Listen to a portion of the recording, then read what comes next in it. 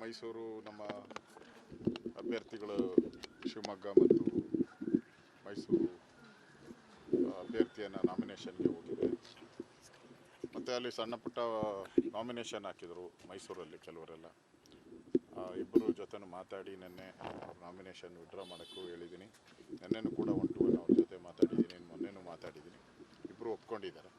So withdraw ಮಾಡ್ತೀನಿ ಅಂತ ಇಬ್ಬರು ಒಪ್ಕೊಂಡು ಕೆಲಸ ಮಾಡೋಕ್ಕೆ ಹೊರಟಿದ್ದಾರೆ. ಅವರು ಆ ದೃಷ್ಟಿಯಿಂದ ನಿನ್ನೆ ನಾನು ಬರೋಕ್ಕಾಗಿಲ್ಲ. ಇವತ್ತು ದೇವೇಗೌಡರ ಹುಟ್ಟುಹಬ್ಬಕ್ಕೆ ವಿಶ್ ಮಾಡಿ ಅವರ ಆರೋಗ್ಯ ವಿಚಾರಣೆ ಮಾಡಿದ್ದೀನಿ. ಚೆನ್ನಾಗಿದ್ದಾರೆ, ಆರೋಗ್ಯ ಲವಲಕ್ಕಿಯಿಂದ ಇದ್ದಾರೆ. ಚೆನ್ನಾಗಿ ಮಾತಾಡಿದ್ರು. ಒಂದು ಸ್ವಲ್ಪ ರಾಜಕೀಯದ ವಿಚಾರಗಳು ಮತ್ತು ರಾಜ್ಯದ ವಿಚಾರ ಇವೆಲ್ಲ ಕೂಡ ಮಾತಾಡಿದ್ದಾರೆ. 1 ವರ್ಷ ಆಯಿತು ಸರ್ಕಾರ ಬಂದು, ಏನೋ ಅಭಿವೃದ್ಧಿ ಆಗ್ತಾಯಿಲ್ಲ. ಯಾವುದೇ ಒಂದು ಕಾಮಗಾರಿಗಳು ಎಲ್ಲೂ ಕೂಡ ಯಾವುದೇ ಹಳ್ಳಿಯಲ್ಲೂ ಒಂದೇ ಒಂದು ಹಳ್ಳಿಯಲ್ಲೂ ಕೂಡ ಕಾಮಗಾರಿ ಪ್ರಾರಂಭ ಆಗಿಲ್ಲ. ಯಾವ ಸರಿನೂ ಈ ಥರದ ಒಂದು ನಡೆ ಸರ್ಕಾರದಿಂದ ಆಗಿರಲಿಲ್ಲ.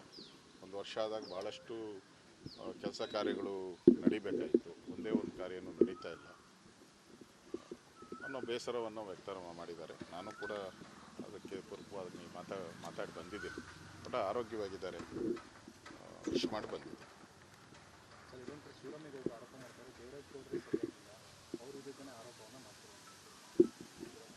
ನೋಡಿ, ಶಿವರಾಮೇಗೌಡ ಏನು ಮಾತಾಡ್ತಾರೆ ಅವ್ರು ನಮ್ಗೆ ಗೊತ್ತಿಲ್ಲ.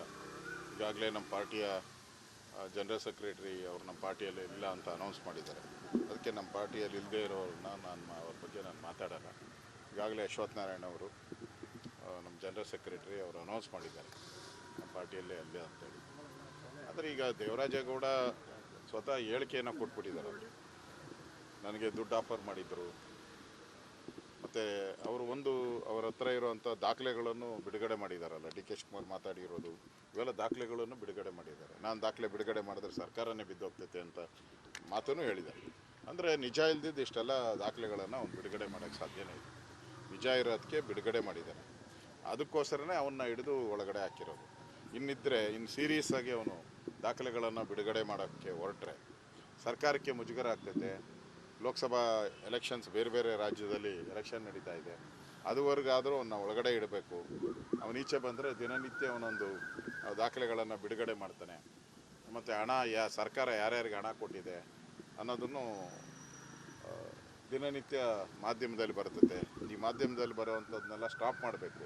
ನೆನ್ನೇನು ನೋಡಿದೆ, ಡಿ ಕೆ ಶಿವಕುಮಾರ್ ಅವರೇ ಹೇಳಿದ್ದಾರೆ, ಮಾಧ್ಯಮದವ್ರಿಗೇನು ಬೇರೆ ಕೆಲಸ ಇಲ್ವಾ, ಯಾಕೆ ಇದೆಲ್ಲ ತೊಗೊತಾರೆ ಅನ್ನೋದು ಮಾತನ್ನು ಹೇಳಿದ್ದಾರೆ. ಅಂದರೆ ಅವ್ರು ಮಾಧ್ಯಮದಲ್ಲಿ ಬರಬಾರ್ದು ಅನ್ನೋದು ಒಂದೇ ಒಂದು ಉದ್ದೇಶ.